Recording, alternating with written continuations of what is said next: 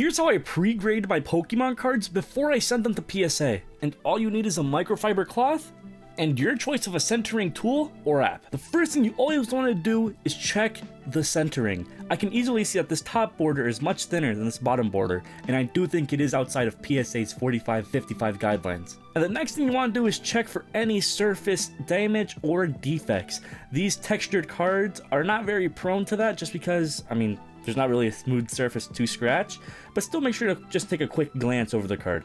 I'm not seeing anything here, but even if we flip it over, you always want to check the back centering. It is a much more lenient, only a 75-25. Even this falls within those guidelines.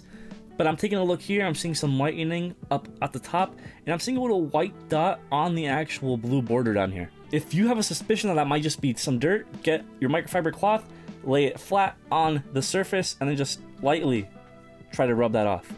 Fortunately, it doesn't seem like it's going to come off. For me, the centering on the front already disqualified the card, but taking a look at the back, those white dots just sealed the deal. But do not let some defects change your opinion on the card entirely. If I show you some examples here, this Charizard 151 SIR looks flawless, but I did notice on the back, there is a tiny, if you could focus, tiny white dot on the corner. However, I do still believe this is a solid 9, and at the worst case scenario, it pays for the grading cost. Additionally, if I do get a 10, which I do think is very likely even with that tiny little white dot on the corner, that's a 4x payout. Same with this Mega Latias EX from Mega Evolution.